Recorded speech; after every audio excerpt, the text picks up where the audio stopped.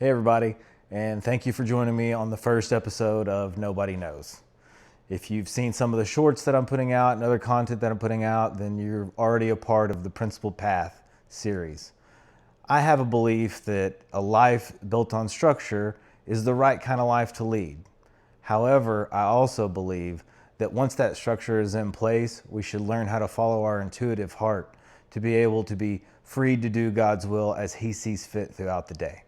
And so that's really the basis for the channel, and the basis for the first episode was just me finally picking up a phone and a camera and going out and doing something that I loved and trying to share it with the world. There's no structure to it. It's just mostly me walking around in the woods. I tell a couple of stories. We look at some places to put deer stands. If you're a hunter, maybe this is interesting to you. Watch another guy screw around out in the woods and probably give me some tips on what I could do better. Great, I'm looking forward to it. So I'm excited to get to share that with everybody. I'm excited to get to talk about deer hunting and get to share that with the world. I love it. I love it quite a bit. And so come on in, check it out. It is probably already 90 degrees here in Arkansas today. I have a lot of work that I'm going to do, and I'm excited to do the work. After 32 years, the newness of the whole thing is worn off. This is my first deer lease that I have just for myself. We got 63 acres here in the north part of the county. The biggest thing that I want to show to you guys on the journey is not just me trying to place stands and hunt deer better, but the real joy this year is that my son he's never hunted deer before. And we've lived in a place where we just didn't have access. And so this is going to be the year that I get to teach him all the things that go into how you hunt deer. And it's so much more than just taking an animal. It is, to me, it is the camaraderie and the relationships with the men and the women out here in nature. It's the conservation of the deer. It's doing things right. It's finding God in all the moments out here. I mean, the things that you see on a deer stand, the sunrises and sunsets, the animals, the baby animals, the things that go on. I think that we live in a world where a lot of that is getting lost, and it's kind of a bummer. And so I'm blessed to live in a place now where I can show this to Jack. You'll meet him in another episode. I can show this to Jack and teach him how to do some stuff. And I am by far not the best whitetail deer hunter. I've had some good seasons and I've had some real hard luck. I think that's probably true for most of us. And so I'm gonna fumble around and take you guys on a journey as I try to pick spots for stands and put out cameras and get ready for the season. Later we're gonna do some gun shooting and sighting in and getting ready and training on safety and things like that. And so hopefully this episode is interesting. My main goal and what I'm doing here is a few things: to overcome the fear of speaking on camera. This is just not an easy thing for me. I've spent a whole career in internet marketing and web design where I'm always on the other side of the computer doing things behind the scenes. And I'll tell you, the motivation for all this was my wife. She took a recent journey into pageantry, which for her was a very big 180 from how she was normally. She's a very talented speech therapist with a master's degree, but the whole area of pageantry and beauty and all those things, although she had it in spades, it just wasn't something that she'd pursued. But she did that this year. And in that pursuit, I was just incredibly inspired. I really realized how lucky I am to have a woman like that in my life, how heavy God has intervened in our lives to bring us closer together.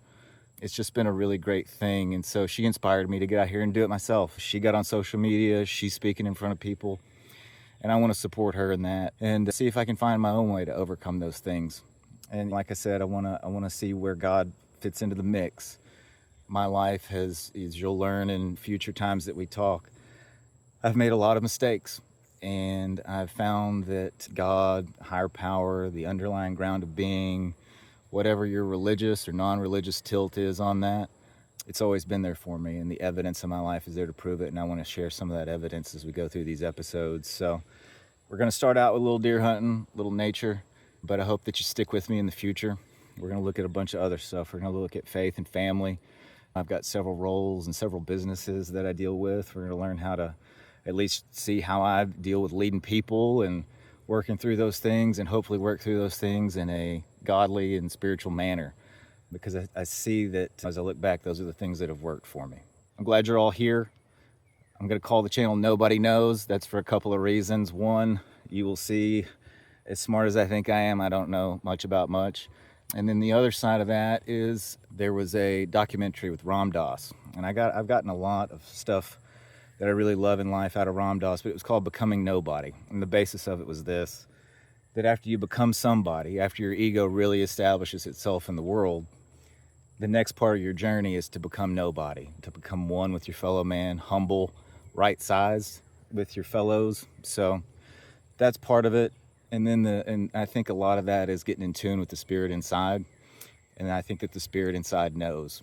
I think that you'll learn through a lot of my stories that my intellectual tilt has gotten me into a lot of tight spots in my life, and that if I would listen to the inspiration inside, the part of me, the still small voice that really knows, that I'd be a lot better off. And so that's what I'm going to try to do. I'm going to try to start really living that, and I'm going to share that with you, and we're going to see how it works out. And I'm going to draw from a lot of other sources that I found helpful in my life, and hopefully you guys can gather something from it. I'm looking forward to comments on these videos so you can get involved and help me shape this thing into something that I think I want to help a lot of people with it. I want to get it out there and get some communication going, get some community going around this thing, because I think some people need that. So I love you guys. Thank you for taking this journey with me, and we'll see you here very soon. Thanks. All right, guys. So I got the four-wheeler loaded up. We're about ready to go on our first ride. Just wanted to kind of show you guys what we got. We got some trophy rocks, some attractant blocks, and some corn. I think I'm going to try to put up 3 different spots with cameras today and kind of see how that goes. This four-wheeler, Dad bought this thing back in 2002. I just got it fixed. You know, Dad passed away 3 years ago, and after he did, I got the four-wheeler and the trailer, and I just kind of let it sit there. And it ran a little bit, and then it stopped starting, and it just kind of sat in the backyard. And this year, getting this new lease, having the opportunity to do for my stepson Jack what my dad did for me and teach me about the outdoors, it's really the most special part of what we're going to be doing out here. I loved my dad. You never know what it's like until they're gone. If you still have your dad, man, I would just say have the conversation, spend the time, do whatever you've got to do to cherish those times. It wasn't until after he was gone, I shot my first deer that next season, and he'd been the guy that I always called immediately after my whole life. And it didn't matter the story, we shared the story, and he was always so proud of me. It didn't matter if it was a doe or a little one or what, 6-point or a big deer, it didn't matter. And so that was a weird moment that year, back in 2023, when I shot that deer and I went for the phone and he wasn't there to call. So everything that I do in his memory, and I do it to pass on what he passed to me. And we aren't the great white hunters in this family, but we sure do love to be outside. So that's going to be a big part of it. Let's see if we can go out here and find 3 spots and put all this stuff out. And then I'm going to show you guys on a map exactly where I put it out. And then you can tell me exactly how that's wrong and where to put it next time, which is what I'm looking forward to. Get a little interaction going, so let's do it. Hey y'all, just wanted to give you a quick update on what's gone on this morning. So took my first four-wheeler ride here on the new lease.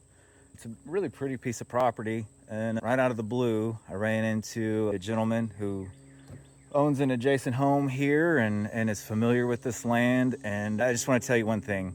It was such a joy to meet that guy and to hear about the land and to make a new connection out here in my community. I'll tell you when you can feel the Spirit of God moving in your life. And I want to say this before I say anything else about God. If you're not into that and you're watching this channel and it's off-putting to you, I want you to know that I felt that way for a long time. I couldn't hardly hear it be spoken of or anything like that. And through a series of events, I've come to have a God of my own understanding, and a God that I can do business with and keep in connection with every day. And guys, that is the absolute key to life. I was listening to an audiobook, Emmett Fox, the golden key. And essentially the basis of that, if you don't know about it, was any time that you're having a difficulty, Anytime that there's something going on with your thinking and you can't get it out of there, all you got to start doing is focusing your mind on God. And that's through simple repetition of simple phrases. God is within me. God is love. I can feel the Spirit of God working in this whatever the issue is or whatever the person is. And I've been doing that now for 3 days, and I can tell you that it's working. So anyway, I say all that to say this. I got to meet this guy. He's a very private fellow, and I don't blame him. We connected on a lot of different levels. He told me a lot about the history of the area. But overall, man, he was just a really friendly guy. I think in life, one of the things that I want to make a big point of on this channel is it's important to meet new people, man. It's important to connect. I deeply believe that the Spirit of God is inside all of us, right? And that everybody I meet is a reflection of God telling me exactly what I need to hear. And what I needed to hear today was just some good talk about land and about animals and deer hunting, living life right. And that's what I got from this interaction. And it was just such a joy and such a blessing. So if you're sitting at home and you're on YouTube and you don't know what to do, go put yourself out in the world, man. Put yourself out in the world. Go do scary stuff. Go run into people. Go introduce yourself. That's one of the biggest things my ego and my fear doesn't ever want me to do is introduce myself to new people. And every time I do it, I feel a deeper connection with God and the world around me. And that's where the true joy comes from. That's where the true purpose of life is. So I just wanted to update you guys on that. I've got some great ideas about what we're going to do today, putting stuff out. So that's super cool that we're going to have a little bit of historical game camera footage to kind of base what we do on. I did see some of the deer that are on this property, and guys, it's going to be an exciting hunt. Once again, I want to thank the people who previously held this lease. They still live adjacent to it. They're great people, and I've really appreciated the interactions that I've had with them, and I intend to be respectful of this area and their privacy. So I want to say thank you to them. And just God bless this whole situation. It's a good one. I can feel it. And we're going to have a lot of success here and a lot of good things in the future. Thanks, you guys. We'll see you in just a second. It is very thick in here. For all you Midwestern boys out there on the farmland, you ought to come spend you some time down here in the thickets of Arkansas, especially when it's 96 degrees like it is right now. Whew. Separate the men from the boys right here. Somewhere back in here, we are looking for an old blind that has fallen down. The biggest problem we have is this timber has been affected by beetles. We have a lot of dead trees. I call those widow makers. And I tell you what, if you're out there hunting, you need to be careful about where you put your stands.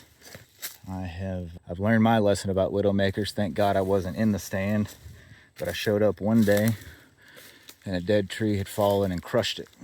So just be mindful of where you're putting stuff. Right there, we got some droppings. Onward. All right, we're putting in our first stand right now. I've got the trophy rock out. I've also put out a little bag of apple flavored corn, and then an attractant block, which is mostly corn as well, but also other things. Right now I'm putting some new batteries here in my camera. Important, if you've never used cell cameras, make sure the carrier that you pick works in that area. So I have Verizon phone service, and in this spot I can't get phone service at all. Luckily for me, my cameras are a little older and they're AT&T cameras and they work. So that's going to be really good for us. We're going to be able to get some pictures and keep this stuff updated as it goes on. So make sure you do that. Also make sure you use some good batteries. It's worth the extra money for that. I've tried rechargeables with various luck. So today I'm just putting in some good old Duracells, you know. Hey everybody, as you can see, we're up here on the top of the Clearcut on the west side of the lease. Let you guys kind of look out in there. It's all Clearcut land down. All the short stuff is ours, which ain't a bad thing. See that stand of pines over there? That's a creek bed. We're going to be putting another stand up in that. But I wanted something over here on the top side. Just something to play this funnel at the top. So there's a couple good trees right here. They're a little out in the open. I don't love that. There's a couple over there that are kind of tucked in along with the wood line. I think we could get a nice spot there. I'm gonna find me a decent area out here to put some corn down and go ahead and put a camera out here in the middle and just see what comes through the middle of this field up here on the top side.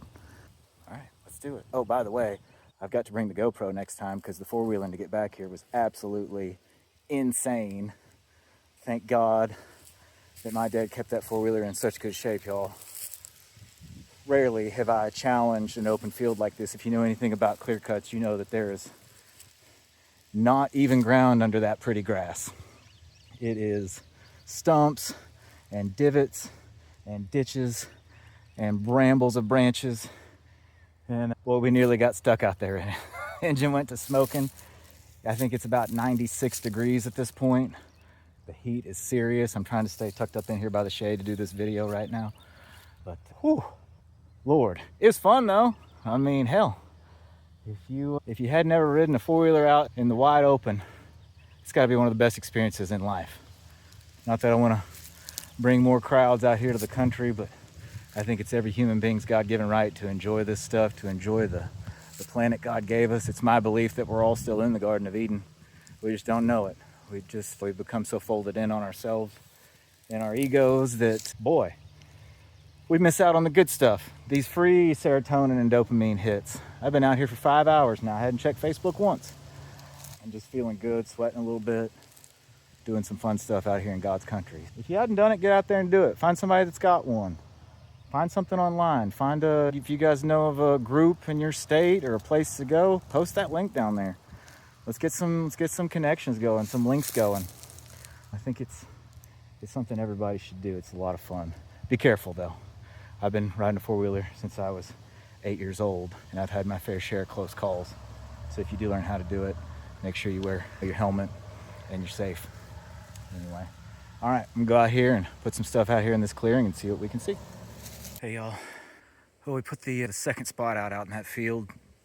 The camera wasn't wanting to work. And boy, just to be honest with you, the heat got to me. Whew, not as young as I think I am.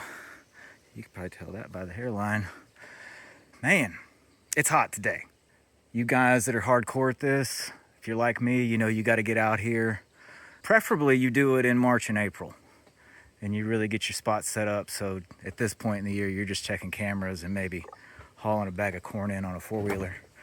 I'm a little late to the game. It took us a while to get this lease in place, get some family stuff out of the way with vacations. So today is a dangerous day. So if you're doing this stuff or plan to do it and it's gonna be really hot, man, make sure you got enough water. Make sure that your phone is nice and charged up. I've got this new Google Pixel 4 watch. It's got the SOS feature on it, which is nice. Like I mentioned earlier, I don't get any Verizon service down in here. So if I go down, I can hit a satellite with an SOS off of this watch. I don't know if the new Apple stuff does it. It probably does. But if you don't have a phone that does that and you're in these situations, I know the Pixel series does it. Make sure your phone has it on there. It could save your life. There's a lot of accidents that happen out here, man. And I'm a guy who never thinks accidents can happen to me. And I've come close to the end many times out here in the deer woods, whether it's snakes or tipping four-wheelers or nearly falling out of trees. Just be safe out there, man. It makes it a lot more fun when you know you're safe and you take that extra few minutes. That's all it is. So anyway, right now we are actually down here on the south side of the lease. We are kind of in the south corner. I'm really by the gate. And I have read and had experience that some of the bigger deer that you will ever see hang out around the road or the parking lot of a public land setup. You don't have to go 2 miles deep to get them. I've gotten some good information that they're going to be running dogs in this area once gun season starts. But I'm going to put a spot out down here and see if I can catch a big boy kind of moving through and making this spot his own. Two creeks meet down here in a gully. It's just off of a clear-cut hill out there in the center, like you can see on the map. So I'm going to see what I can do with it. I'm going to see if I can make a good spot down here. Like I said, that camera up there wasn't working either, so we'll have to wait. I'll come back maybe tomorrow and put some batteries or an SD card in it. That's what I needed. And we'll see what we get out there. That should be a very interesting spot. There was a lot of deer tracks out in that clearing. If you've ever hunted a clear cut, first year, maybe not great, pretty bare. Second year, once you get that 3-4 foot weed cover, they will start moving through there. Another thing that's important when you do that stuff, what I've learned and seen in my experience, is any trees that are left out in a clear cut, the deer will use those as waypoints. And so if you're trying to figure out where the deer trails might be in a giant bunch of land, look where the trees still stand out in the middle of those clear cuts and kind of walk around until you find that highway heading to that. They will use those as guideposts and then split off of them. So I think we found a good one of those out there in a nice little saddle. Excited to see what happens. So anyway, all right, I'm gonna load up over here. We're about to walk down the creek this way and see what we got. Whew. I'll tell you what, that blurry picture right there is about how I feel right now. We're gonna try to stay in the shade as much as possible. Look how thick this stuff is. It's been a very dry year in Arkansas. And I happened to come here the first time after some of our only big rains, and this had water in it, but as you can see now, this creek right here is totally dry. I'm not too concerned about that for deer season. It's generally dry again in deer season. By November, October, November, it's also been staying incredibly hot in Arkansas into October, so I don't think we're gonna have a lot of problem here, even if this fills up a little bit getting across it. These are great spots to look for tracks. I've seen some good tracks up in the road a little bit. Oh, there's a spider. If you love spider webs, come out in the woods in the summer. Boy, you can get you a silk scarf if you collect them all that you walk through, I'll tell you that. Oh, man, I just love this right through here. You can see that clear cut out that direction. You can see it out over here. These deer, just the big ones, man, they just use this as a super highway. Best year I ever had in my life. I was set up right inside one of these. And it got me an 8-point and then a 10-point. Back-to-back weekends off of that sucker. It's a heck of a year. I'll show you that he's on my mantle above the chimney at home. Show him later. Man, look at this good stuff. Find a tree or just a little bit of deer sign. Go up here on the north side of the west side of the creek. I'll walk this line. I don't know if you can hear it. We're by kind of not a very well-traveled road, but sounds like we got somebody enjoying a little rap music. That's nice. There's some blue garbage out there. Here's another tip. If you're ever out on land, and you probably heard this, but if you're ever out on land and you don't know what to do or where to go, and you find an old deer stand, sit there. That stuff is always a good sign that somebody in the past has found them a spot. And it might behoove you to use it. You can see we got this little corner down here. And then we've got another stand of woods that goes off that direction. So we've got kind of a T in the creek. Can't see much out here. Let's dip back in the shade. Guys, I do have a GoPro. Like I said, we're learning as we go here. And we'll definitely have that GoPro on our head the next time. So if you want to make a hunting show, put your GoPro on your head. You won't have to carry your phone around like a dummy. Oh, I just love this. Just love it. Oh, I did want to tell you guys, I took that four-wheeler out across that clear cut earlier and jumped a fawn. This time of year, those little fawns are getting a little bigger. Not real big, but that little guy was hidden in that deep brush. And well, he let out a little wah and hopped up out of there like a bullfrog and took off. And that's the fun stuff, man. That's the fun things you get to see out here in the woods. A lot of people have an opinion that deer hunting just a bunch of killing, and that's just not how I see it. The harvest of the deer is obviously something that we're going to do. I think it's important to learn about white-tailed deer, to learn about the stages of their life, to learn about when they're mature, to work the land and place your stands in such a way where you give yourself good opportunities for quality shots at mature deer. Now, if you're kids and you're young, I think it's important just to maybe you shoot a deer that's not 5 years old and a big old 10-point. That's cool. You're learning. There's levels to it, and so I'm all good with that. I'm not saying that I'm totally guilt-free of taking 2- and 3-year-old deer late in the season when we want some back straps to eat. But I do think being responsible, learning your land, learning how the deer move on your land, putting yourself in good positions, and being a good steward is the most important thing. You can see this little area down in here. Here's the three-way. The gate's just right through that, right over there. All right, I'll be back with you in a minute. Hey guys, we're still down here at this three-way looking for a good spot, but there's a nice breeze blowing right now, man. It is, you feel the spirit of God in that breeze. You can see how red in the face I am. I was getting pretty warmed up there. But two, I wanted to tell you guys a neat story. So the neighbor that I met earlier here on my new lease, we got to talking and I mentioned that I used to hunt South Arkansas. A little town a little north of Fordyce, Arkansas. We hunted down there. Our deer camp was called Big Woods, which I always thought was because of me and my dad, but the name had nothing to do with us. So there you go. Anyway, the adjacent camp is called Love. And it turns out my new neighbor here was a member of Love. And I haven't shared it with him yet, but I wanted to tell you guys a story about hunting on the line between Big Woods and Love. I was about 14, and it was 1995. They had clear-cut our land, just like what we're dealing with today, but they hadn't clear-cut Love. And so I was hunting on a big skidder trail up in a little ladder stand. And back then I shot a 30-30, open sight. And now this particular spot over this clear cut, you could get a 300-yard shot if you wanted it. And I always begged my dad to let me borrow his 30-06. His gun, he'd take elk hunting and all that other jazz.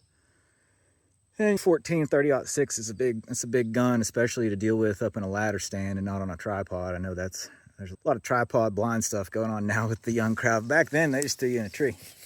So Dad gives me the 30-06 one day, and I head on down there. And Dad always preferred the camaraderie of deer camp. I was always into the deer hunting. I really cared about the skill and the sport, and I wanted to get better, and I read books, and my dad loved that about it for me, but he was there to be with his buddies and hang out at the truck and talk and run dogs, and I love all that stuff too. So anyway, he was up by the road doing that, and it's evening, and I'm looking right down the line. I've got the Big Woods clear cut here to my right, and then my left here I've got the hardwood line with Love there. And the biggest deer I ever saw in my life stepped right out of that wood line, right out of Love into Big Woods. And I pulled down on that sucker with that 30-06, and that's about the time it dawned on me I'd never shot Dad's scope. So all I can tell you is there's a good amount of black in the scope, and if you're shooting a scope, that's not great. And I went to shooting. I emptied that clip, 5-6 shots, whatever it was. And he bounded back into this little wood line. I got down and I ran. He's probably 75 yards away. I ran down the skidder trail and I got up there and I hooked a left into the brush. I thought he'd be laying there. And I turned the corner and he was standing there looking at me. 6 steps. 12, I think he was a 12 point. It's hard to remember. 10, 12, he's a big old deer. Probably 140, 150, 160, somewhere in that area. Which we didn't get a lot of that down at Big Woods. We got a lot of small deer back in those days. It's better now. Anyway, we just kind of stared at each other. I raised the rifle and pulled the trigger. I didn't have any shots left, and he ran off. And I was overwhelmed with disappointment. Overwhelmed with an opportunity that I had prepared for and I had hunted hard for, and I had picked that spot and I knew that deer was out there. That was before we really used cameras, but I'd seen the tracks and I'd done everything right, and just in moments it was over and I'd failed. And I walked back up that skidder trail and I was overwhelmed with emotion, totally overwhelmed. And by the time I got back to the truck with Dad and his buddies, I was crying. And he didn't like that a lot. He pulled me to the side and he said, "Straighten up right now, it's just a deer. Get it together." And I did. I got it together and I pushed those tears down and I accepted that disappointment that day, and we went back to camp. I never saw that deer again. Never killed a big deer over there. Years later, we left that lease and I went to college, and my hunting career continued in other places. But I just want to talk a minute about that interaction with my dad. My dad was a good man, and he was born in the 40s, and he came from a world where you controlled your emotions if you were a man. And he was teaching me that, and I believe he was teaching me that out of love. I've been through a lot in my life with my own struggles, in recovery, in business. I've had a lot of very promising things fall apart. A whole lot, right at the end. Big contracts that didn't come through, companies merged and couldn't sign a contract, big plans, heartbreak with girls who had all that stuff where you were just for sure you'd done the work, and the work should equal the payoff. And I think God has taught me a lot of lessons that that's not always the case. And through my journey, and especially when Dad passed, I've learned that it's okay to cry if you're a man. It's okay to let that emotion out. It's okay to be a human being. And you don't have to do it in public, but man, it's all right to be that way and process that stuff. All of our God-given emotions and instincts are there for a reason. They're there to be therapeutic, to help us work through stuff, to help us grieve and to deal with this life. And so I'm at a point, I appreciate my dad teaching me how to be tough when things don't go my way. That's important. You're going to need it. I needed it. I still need it. But beyond that, I'm thankful for my life's experience that showed me that it's also okay to have emotions when those things don't go your way, as long as you do that in the right way at the right time and place. And I believe my walk with God has empowered me to see things different and be able to handle that stuff. Will there be certain trials and low spots ahead? Absolutely. Am I living a life that a lot of people would love to live, that look up to it? Absolutely. Am I grateful enough for it? I try to be. Am I working hard at things and goals? Yep. I've got goals with what we're doing here on YouTube. I've got goals with the messages I want to get across and the people that I want to reach and how I want to connect with the world. I've got a lot of goals, and I intend to do the work. But I think I just wanted to tell you guys all that. One, what a cool thing that I met a guy that hunted next to 30 years ago, right back here next to each other. Whoa, that's crazy stuff. And two, there are some times in the deer woods where we learn things about emotions. We learn things about hard work and disappointment. And for me, the most important thing is that to come back to God and to understand that it's all His plan. I wasn't supposed to get that deer. I was supposed to have that interaction with my father. I was supposed to go through the hardships in my life and learn about how to deal with my emotions in a mature way and set examples for my son. And I've handled that differently with him, and that's great. And I just want to tell you guys, one of the most important things is to continue to trust God, put in the work and trust God. Get your mind out of the outcome. And that is the hardest thing for me, is to get my mind out of the outcome. And so that's what I'm going to do here. We're going to put in the work, and we're going to let God decide what the outcome is. So just want to tell you guys that. Leave me some comments. Let's see where we go from here. I'm excited to go on this walk with you. I'll see you out there on the path. That's all I know. God knows the rest. God bless you.